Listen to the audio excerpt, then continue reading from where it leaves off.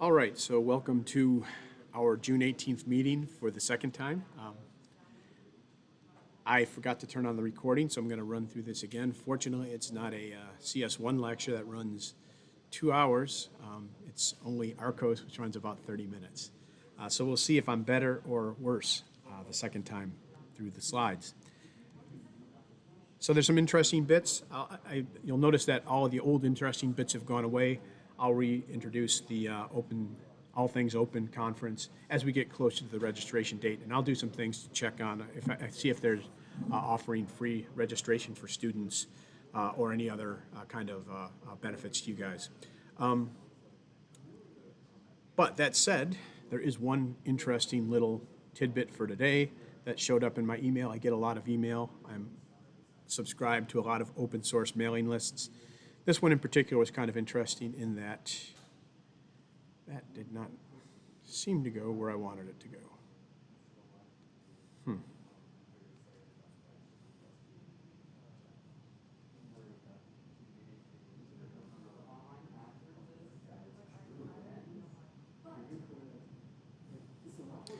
Yeah, that did not go where I intended it to go. Let me get that back.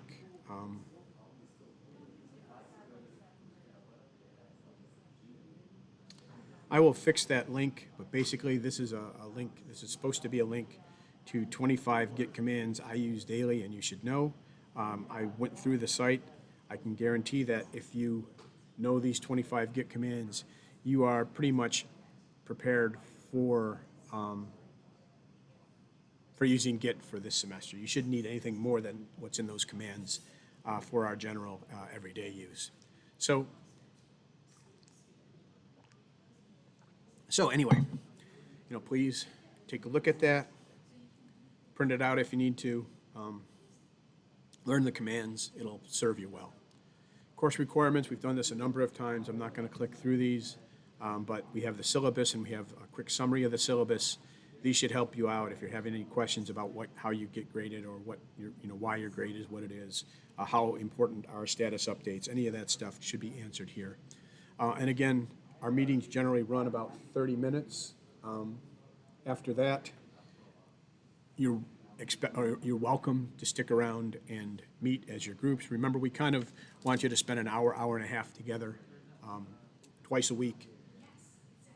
This is a good time to do it. I will also hold my office hours, so any questions you have, I know you guys are all free at this time, right, because it's supposed to be class time. So just come to Carnegie 113 if you want to talk in person, or, I'll leave my WebEx open. You can meet me there. If you need a different time, as always, I try to be open. Just let me know.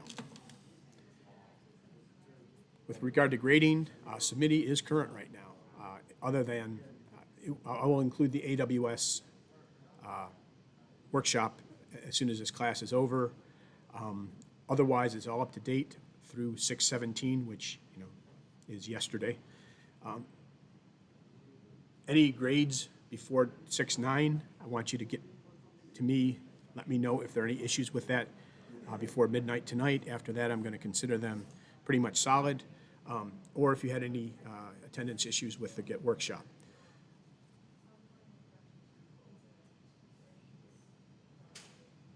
Just because I'm asking for corrections to the Git workshop doesn't mean that you can't watch the Git workshop and get credit for it next week. It just means that any issues with the live meeting, for example, it's going to be increasingly hard for Nia to remember who was actually there or to confirm or not confirm your attendance. So we want to get these things done in a timely fashion, and quite honestly, it's a bit of a pain to have to go through all of these at the end of this semester. So please take the time to look at your rainbow grades and make sure they're all up to date and correct. And I will get AWS.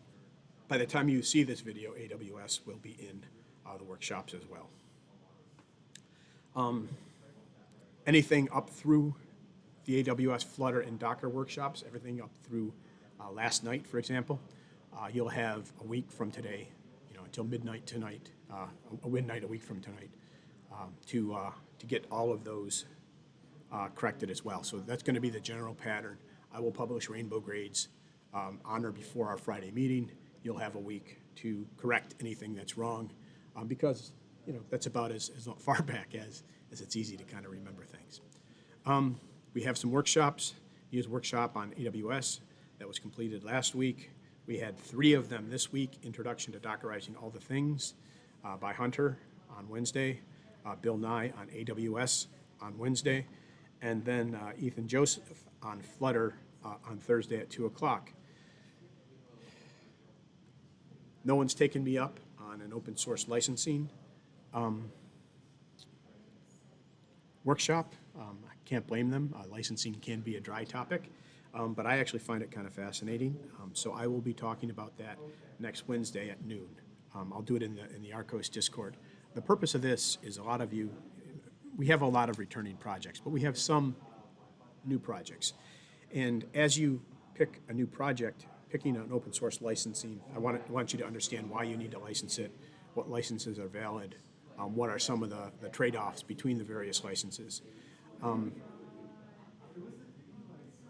I think if you were to, in the indications I get is that if you're a student and you do code for a class, you probably own the code. But if you do it for pay, it's not quite so clear. If you're doing it as a mentor or for no credit, it's not quite as clear. The issue is who owns the actual IP, who owns the copyright. Open source is beautiful, and that allows us to get by all that. So one of the things that I want to tell you in this workshop, and I'm going to explain why, is assume that you want to make money off this. Assume you want to become a billionaire off of your RCOS project. And I know that that's not realistic in most cases. But if that's the case, what we want to show you is how you pick a license so that you don't have to worry about any of the IP considerations about who owns the copyright. RPI allows us to release this code under an open source license, right? And because of that, we can choose what license we want. We can make sure that if we're going to become billionaires off of Venue, for example, we do have 2 projects who are trying to monetize Venue. They can actually use the code the way they want and in a way that fits in with their business plan. And I think we're going to go through a good part of that next Wednesday. James Crovo is going to follow up with Redis and NASFAC on 6:30. And then finally we have Graham Misail. And Graham has changed this. We realized during class today that this was during break. So Graham's going to go on 06:30, still at 2 o'clock, and he will use his WebEx room. All right, so he's going to talk about React.js. All of these are important topics. All of these should be very interesting topics. We've got some, if you look at the mentors have been working in these areas for, generally for quite a few semesters, so they know quite a bit about it, and it's good to have this peer-to-peer kind of communications. If you are new to RCOS or you're starting a new project, I would recommend you try to drop into at least the Git and I forgot about that one. At least the Git and the open source licensing talks.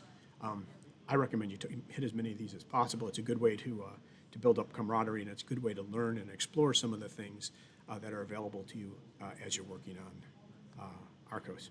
And by the way, the last one we have is More Weird Math with Alice. I'm not exactly sure what she's going to talk about, but she likes math. I expect it'll be pretty interesting and fun. So she gave a good one last. It's the more that's getting me. She gave a good one last semester on weird math. I think this one may be even more weird math, either more weirder or just more examples. So anyway, check that one out. This should be fun as well. Anatomy of the semester. Well, this is a very long 2-week block. Each week is, about 2 inches long on my screen. We're now in the 6 to 10 week region, and we're probably sitting right about here. We're about 2 weeks into this 6 to 10 week period. So at this point, we expect that you've all gotten your projects up and running. We expect that you know what you're doing in terms of a proposal and some milestones, and we expect that you're going to be able to start making contributions. If you're in the learning phase and you have issues and you don't know how to make contributions, come and talk to us. I can give you some ideas. I can help you out. If you're more experienced, hey, jump in. Let's get some great things done this semester, and this is a really good week to start. which brings us to status updates. You're going to submit one status update per week from now on. That means there are a total of 8. You don't do one the very last week. We'll do something else then. There will be something due. There are a total of 8, okay? We know that some weeks are more productive than others. So what we're going to do is we're actually going to drop 3 of these. This isn't meant to be a punitive. Status updates are not punitive. They're meant to encourage you to make consistent progress throughout the week, throughout the semester. And, dropping 3 is a way to let you have, concentrate on your big midterm or your big final while still ensuring that you work for a significant portion or steadily throughout the semester. We're going to drop 3. And the grades are going to be 0, 50%, or 1, 0.0, 0.5, or 1. And that basically stands for missing, there, but not complete or not good, and accepted. Missing could be something in a file saying I didn't do anything. If it's not significant, if the status update doesn't show any work, we will give you a missing grade, even if you did technically submit. But more often, it's going to be either a there or an accepted. Accepted means you have everything I'm going to talk about in the next slides. I'm looking for, enough information that we can figure out where you stand, and if there are any problems, and that you're making progress. This doesn't have to be a dissertation. It doesn't have to be, a publishable quality paper, but we expect it to be more than 3 5-word bullets, for example. Anyway. If you have any questions, the best way to get feedback is to submit what you think is good during one of these early submissions, early status updates, and we will correct it. And if it's not perfect, you'll figure out what you need to do. And you can take advantage of the fact that we dropped 3 to kind of hone in or target in. Okay, so that said, what are we actually looking for? This is the anatomy of a status update. Part 0, title, name of project.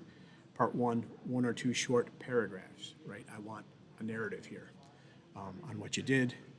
Be specific. There are 65 or so of you, more if you count people who are doing it for no credit. There's 24, 25, 26 projects, somewhere in that range. It's okay to say you didn't accomplish anything during the week. That's status of some sort.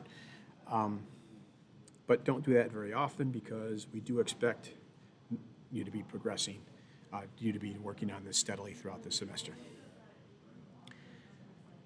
That's part 1. Part 2, 1 or 2 short paragraphs on your plans for next week. Again, be specific. Right? This can be a little more nebulous than part 1. Part 1 should be pretty concrete, right? You've done something, tell me what you did. Part 3, do not omit parts 3 and part 4. I want at least a header and a block saying there is nothing, right? And the reason for this, well, I'll get to the reason in just a second. A list of technical blockers. We're not looking for excuses. We're looking for things where we can actually help you make progress, right? We can't take an exam for you. So telling me I didn't make any progress this week because of an exam, it's understandable. Like I said, we are forgiving of that, at least to some extent, but it's not a technical blocker that I can help you get around, right? I can't go to your professor and say, you can't give him any more tests or her any more tests because it interferes with them doing work on RCOS.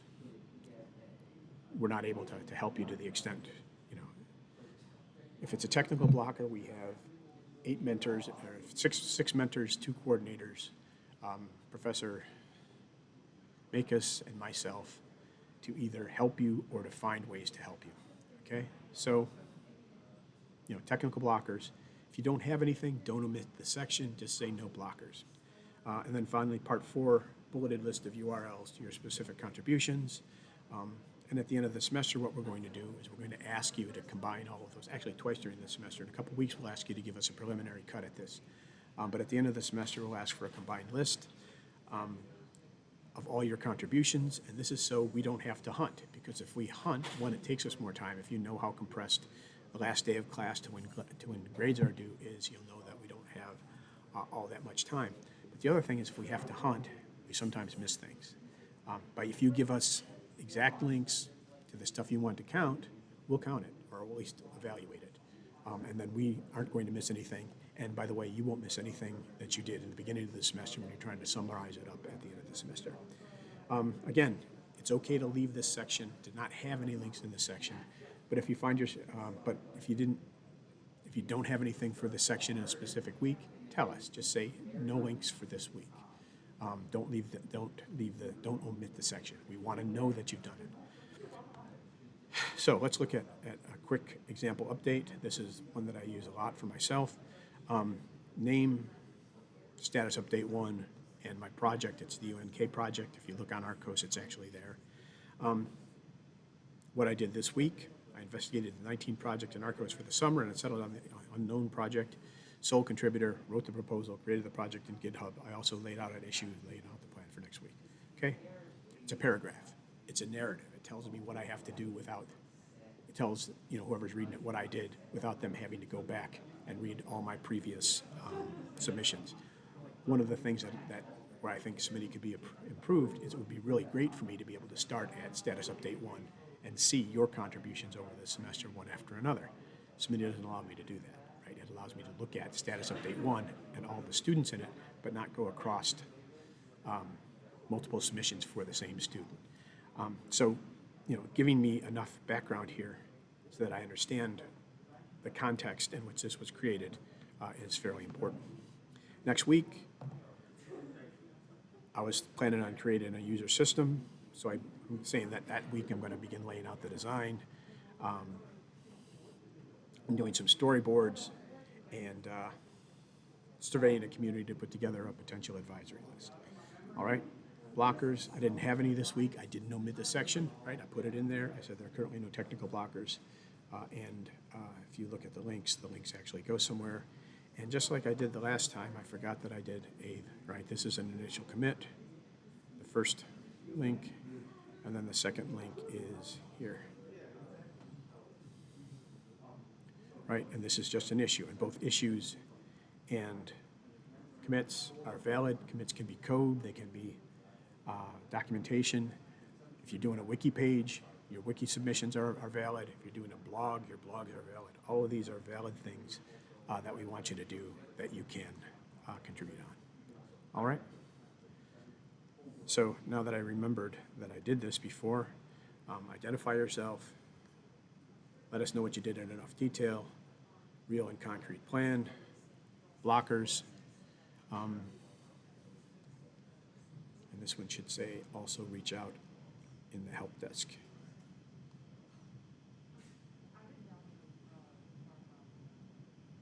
See, when you use slides from previous semesters, sometimes you make mistakes.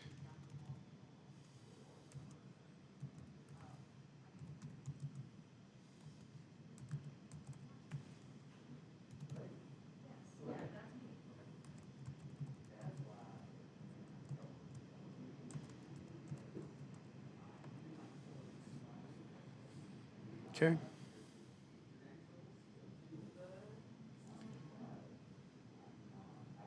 And then finally, the all-important links. All right. So that's the first part. You need to do this by Monday at midnight. I do actually give you, I think, 5 late days. You can use 2 on any status update, so there's really no excuse for missing status updates.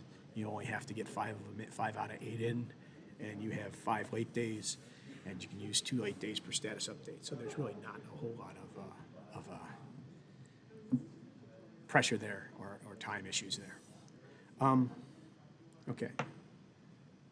Make sure you do that. Make sure you do it by Monday at midnight, Monday at 59 p.m. Or at least by Wednesday if you're going to use some of your late days. And please try to get one of these early ones in so that you can get some feedback and make sure that you get 5 full ones throughout the semester. All right, going back to our projects list, we're continuing to refine this. What I did was I put together, for your viewing pleasure, please check this out.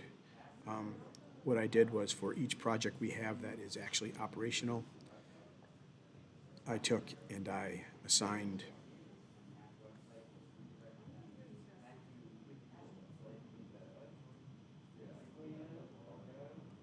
each project to a group.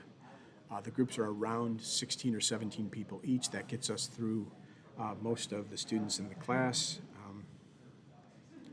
You'll see that your group is assigned a 1, a to a 3 and a 4, or a 4, right, depending on what group you're in. And what I did was then I set up the groups to have, each group has 2 mentors. So group 1 has Bill and Alice, group 2 has James and Nia, group 3 has Graham and Leon, and group 4 has Ethan and Hunter. So they will be your primary contacts during the semester, at least as far as any issues you have. They're kind of on the hook to meet with your group, make sure everything's working well, that you're not having any problems, and just make sure that things are going along smoothly in your groups during the semester. They'll also be reviewing your status updates and making sure that as you go through the semester, you're keeping up and doing the work you need to do. What we're going to ask you to do now is they should be contacting you, or you can contact them as well. Please work with them to establish weekly meeting times. Again, right after this meeting is a very good time for you guys to meet. So I'm going to recommend you use this time to get in your hour or hour and a half twice a week to have face-to-face time. Establish a communications channel. In general, that's going to be Discord. What we'll do is we'll take your project pairings channel and move it into a group channel for the summer. That'll preserve your previous comments, while also allowing you to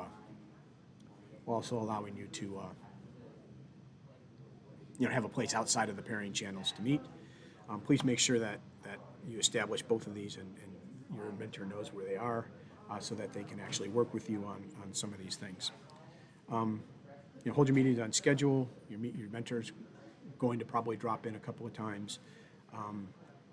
And after your meeting, please post notes. If they don't, either way, please post notes to your communications channel and let your mentors know. We want to see lots of activity in these channels. You're not required to use Discord. You're required to use other channels. You're allowed to use other channels, but please, if you do, just make sure your mentor knows about it and has the ability to drop in and see it.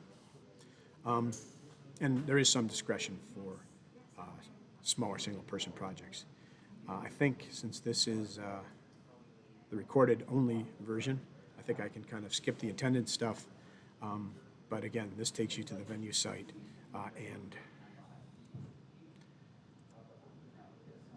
what we would do in general is kind of pop up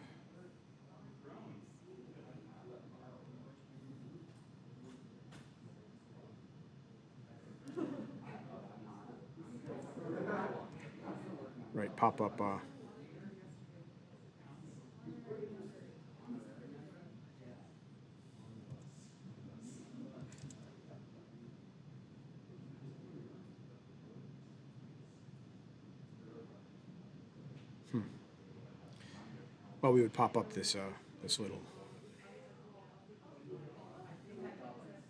QR code. Go to the venue site, you select the submit button, and then you capture this QR code to confirm your attendance. All right, I think that's enough for today. I covered the same material I covered before. You can decide if any of you are duplicates who saw both of them. You can decide whether it's better or worse. Anyway, good luck. Remember your status updates, and we'll see you on Tuesday.